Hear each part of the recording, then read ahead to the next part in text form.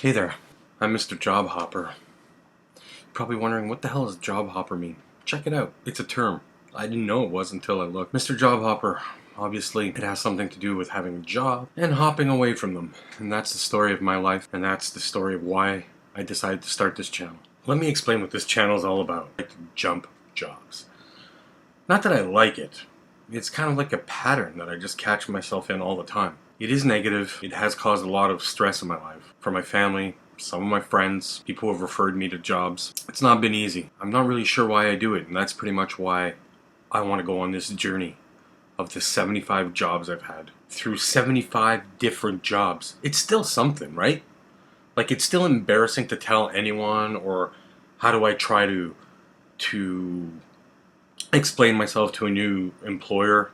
There's been lies along the way, because if not, I don't think I'd be employable. 75 jobs is not easy to hide, and obviously being on this channel, people will know. But hopefully this will lead to positive change in my life, and hoping maybe I can reach out to some of you that are in that same predicament, same pattern, same cycle, you know, and I'll explain that as I go along, what I mean by that. And I'm sure you, the people who are like me, understand what I'm talking about when it comes to a pattern and a cycle. We all have them. We just got to find out what they are and be able to retool them for positive. So join me on my channel, Mr. JobHoppers. You're going to find out some fun stories, some sad stories, some good, bad management, good, bad employee, employers, friends along the way, things, backstabbers, you know, the whole gamut. Maybe find out a little bit more about why I'm doing what I'm doing. Don't get me wrong. Some of it's kind of fun. I'm sure you've had that experience of not liking a job and then quitting it. Immediately probably going to bed that day feeling a lot less stressed. Until you find yourself like 8 hours into the next day going, I have no money coming in. And that's always a stress, because that leads you down another road. Leads you down a road of, you know, either you've got to start pawning stuff, hopefully not stealing stuff, but it definitely starts a pattern of struggle. And that's why I'd like to take you on this journey. So subscribe to my channel, because every episode will be one job that I did. So far, I'm at 75. I'm going to go through some of the people that I've met, managers that I've had, friends that I've made and lost. That's kind of the thing here. There's way more loss than there is gains. So maybe we'll find out why I do it. Anyway, join me on my channel, Mr. JobHoppers. Alright, so here we go. Job number 1. Man, so far long ago. It's incredible how far it is. First job, I believe, I was about 14 years old. So I'm putting myself at about grade 8. I could be off on some of the times a little bit. Yeah, so it's not necessarily like it's going to be all perfect, but what's important here, I think, is that I'm naming you all the jobs. The dates might vary a little. This is not a resume. This is not a, you know, this is not an interview. It's actually kind of is in a way with myself. And so job number 1, like I said, I'm in Ottawa, Ontario. We're about 1 million people in this capital. We have a beautiful city. It's a government city, so a lot of government buildings, a lot of government employees, at least there used to be pre-COVID. 250,000, I believe, federal workers in this city. So it's very government heavy, but we also have tons of museums, and I worked at many of them, as you'll see throughout this vlog. I guess the first real job I had, I'm going to forget about the newspaper route. We've all done that. We've all thrown the paper in the garbage and hope to get paid 8 cents for, but this is not what this is about. So my job number 1 is and was a cafeteria runner. So I worked at it's called Le Restaurant des Beaux-Arts in French. That's translated in English, that's the restaurant of beautiful art. So it's at the art gallery here in Ottawa. So beautiful building, glass building, top notch.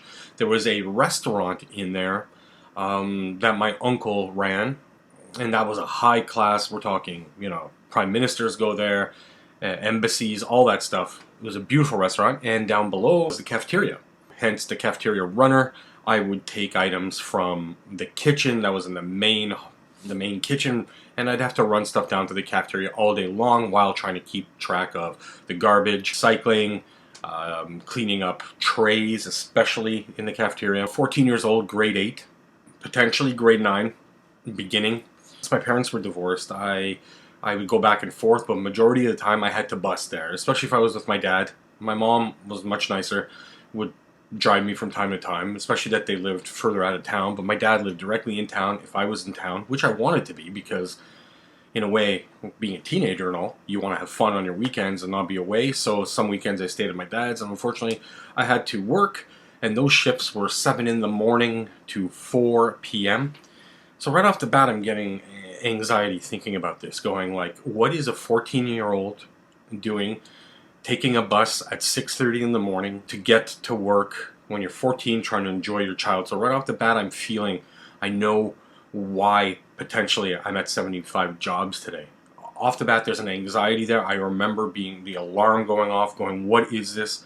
Like 5:45, 6 o'clock in the morning, taking a bus that took 20-25 minutes to get down to the place, work from 7 to 4, out with some friends maybe till 10 or 11 on that Saturday night, and then have to do it again on the Sunday. I know work is work and we have to do it, but at that age, I believe that could detrimentally affect a person, and I think that it did. I'm not happy about it today that I did that then. I really don't care that if my parents were like, well, we used to do that when we were young, we used to walk in snow, we used to do, yeah, but it didn't matter. At the time, maybe you should have known better. Maybe you should have known better that just give me $5, just give me $5-10, let me get my Pepsi and my ketchup chips and play a bit of arcade games and let me be a kid, because to this day I feel angry. My parents were not poor, they weren't rich. We were middle class. Both of them combined, even though they were divorced, middle class. I made my kid only start when she was 17 because I felt horrible about before. Now, my son tried to work at 15. I was against it, and he became quickly against it. Anyway, long story short, he's not working right now, and I don't want him to. I want him to enjoy his life. There's a lot of work time later on. So anyway, so the cafeteria job, it was easier because my uncle was the top guy there. I didn't get in too much trouble. I remember them repeating that I was a bit slow. So obviously when you're young, you're a bit slow.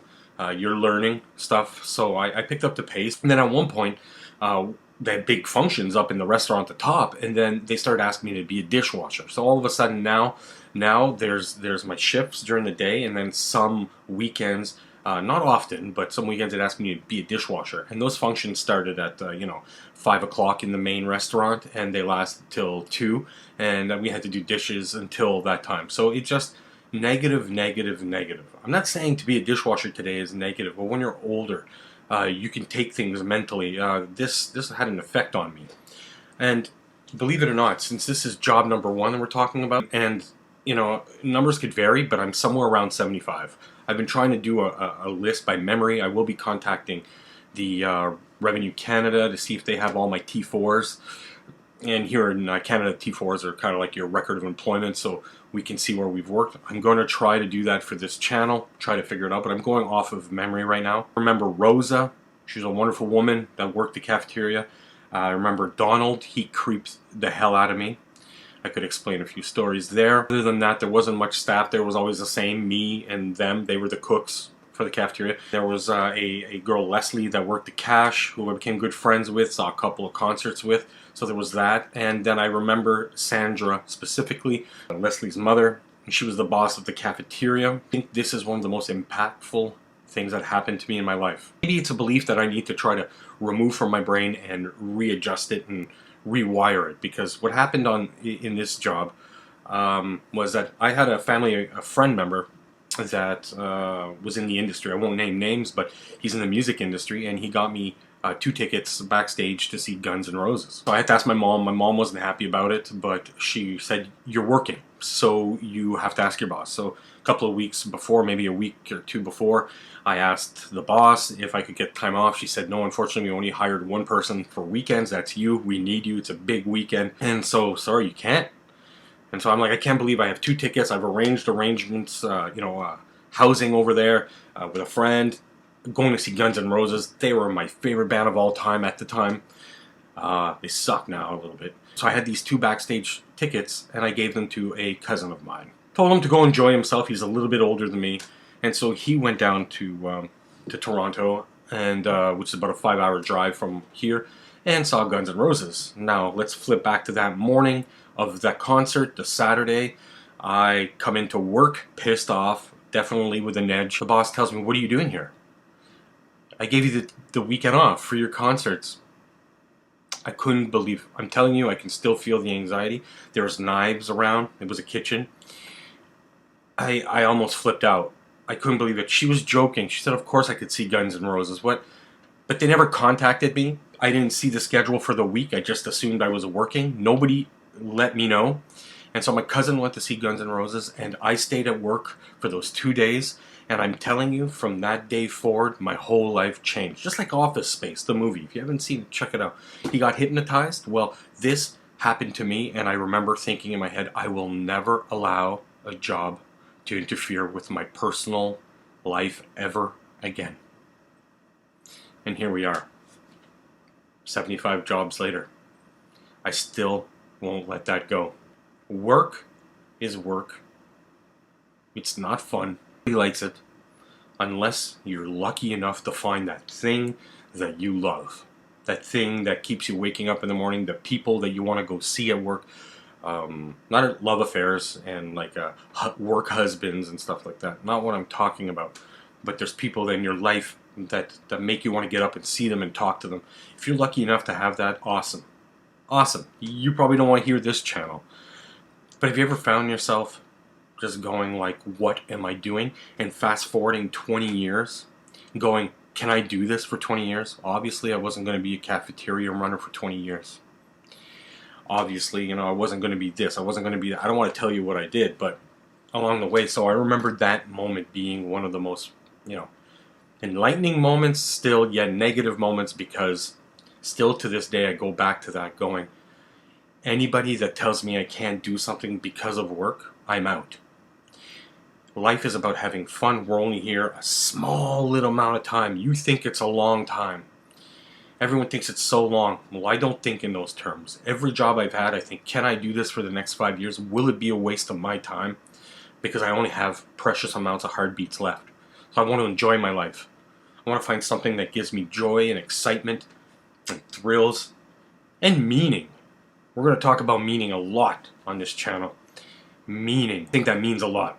So anyway, I didn't quit. I didn't quit after that moment. I know all day I was very crusty. My cousin came back with pictures, Axel, the whole deal. Got to see Skid Row open for them at Exhibition Stadium. So it pissed me off so much. And it's, again, still today I get I'm edgy right now. I'm edgy. So all I can remember about, what this job for me was it started me on the wrong foot. It started my career, my life off in a very negative way. A feeling of is this what it's going to be for life? Sure enough, looking back, sitting here right now, yeah, it's pretty damn similar, the patterns. There's been a lot of good ones though, like that you'll see, of really stressful ones where like I found myself to be so good at it, but still couldn't see myself going through that stress for years. So maybe communication would have helped at that time. Slowly finding out a few things about myself as I've been going through these jobs that I have. It's not fun. It's actually quite sad, and it's hurt my family. And I'm just, I was going to write a book about it, and maybe will in due time. But I thought, why not get on here? Maybe help find someone like you that's like me. Maybe we can talk about it. If you need help talking about anxieties, feelings that you have, maybe this will help. That's what I'm doing this for. So the restaurant, when you want to rank it as a job, I should write that down, actually. Ranking jobs. I think that's important for my list. Ranking jobs. Out of 10. That job was a 4. A 4 out of 10 is where it belongs. There's a man there who creeped me out, when you're by yourself at 14, working long hours, 8 hours with someone, 16 hours a weekend. He asks questions, what's going on in your life? You start to see some people, you start to instinctually know that some people are strange. It's new to you, It's definitely like new to be around people when you're 14, 15. You're just learning that, wow, there's some creeps out there. But as long as your instincts were right, and I think for that job, my instincts were right. There was a creep there, and kept asking me to come over to my house. He was 36, 38 years old. Have to watch yourself. I was weekends alone sometimes because my father had gone away to the cottage. He'd call me, ask me questions to come over. He was openly homosexual at the time, no problem with that. But there was definitely questions of like, can I come over, do things? It was just kind of strange and sad. So, but I'm glad that I canceled out on him. I made up excuses. I did what I had to do to get out of that situation. And that's another thing. Are you really ready to deal with what's going on out there when you're 14, 15 years old? Luckily, I think I've been really smart, street smart. I think I have good intuition, good instincts, and I felt that then. And moving forward, it's helped me with my kids today. I can tell them what to look out for, and you should tell your kids as well what to look out for. It's a scary world out there, and back then things were weirder. I'm telling you, now at least with the internet being open and being able to share things and stories and things, it's a little bit better. Back then, you were reserved. My parents didn't know any of this, what I'm telling you right now. So having to deal with that back then, I wish nobody else got harmed. There was nothing that happened per se, but still scary. So anyway, location of the place. Now that was special. So the place was amazing. Beautiful architecture, glass buildings. I'll put it in a picture so you guys can see what it looked like. It was just an honor to work there though, because it was a special place. Halls all underneath, all underground. You get art everywhere, and since I'm an art lover, not that much of an art lover, but I love the arts. It was amazing to work there and get to see that every day. Some perks were that on Canada Day, not too far from where that building is, they let off fireworks. And we often got to see the fireworks from inside that glass building with a dinner and all that stuff. So that was the perks of having that. Did I meet anyone that's lasted a long relationship with? No. My uncle is still my uncle. Still see him. And he helps me out in the future as well with other jobs, which I'm very thankful for. Yeah, so there were perks, but all in all, it was just rough. It's a rough way to start your life, I think. Some people call me sucky or weak or whatever. Now, did I do my job properly? Absolutely. I quit? Yes, I did. Sooner or later I quit, but I like to think that it was for another reason, another job, and that'll be in the next episodes. Pretty much in conclusion, what I've come to know about this job is that there was a lot of beliefs made from this job in my mind. A lot of beliefs that I might need to work on throughout this process. The location of the job was primal, was awesome, and I work even at better places in the future, which is just, I'm lucky for that. It was just kind of do this, keep going, keep going, keep going. And one thing I find about jobs is the more you do and the better you are at it, the more they think they can push you.